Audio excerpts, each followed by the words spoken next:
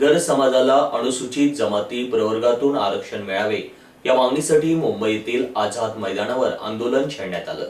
या आंदोलनात धनगर समाज एकवटला होता।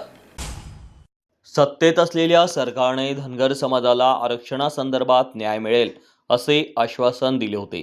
मात्र सत्तेत येऊन बराच कालावधी उलटून गेला तरी धनगर समाजाच्या आरक्षणावर अद्याप ठोस निर्णय झालेला नाही।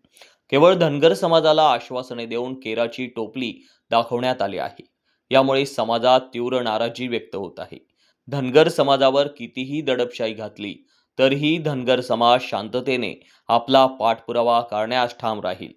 या पार्श्वभूमीवर धनगर समाजाला तात्काळ आरक्षण मिळावे यासाठी दिनांक 21 जानेवारी 2026 रोजी मुंबईच्या आझाद मैदानावर निर्णय आंदोलन करण्यात आले।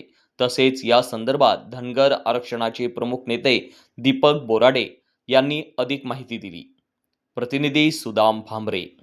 17 सप्टेंबर जालना येथे धनगर समाजाच्या आरक्षणाचा मुक्ती संग्राम सुरू केला होता। माननीय दीपक बोराडेच्या नेतृत्वाखाली आपण बघितलं असं जालना येथेमध्ये अति विराट जो मोर्चा झाला ते सर्व मोर्चाचे रेकॉर्ड धनगर समाजाने तोडलेले आहेत। तो मोर्चा अतिशय शांततेत झाला।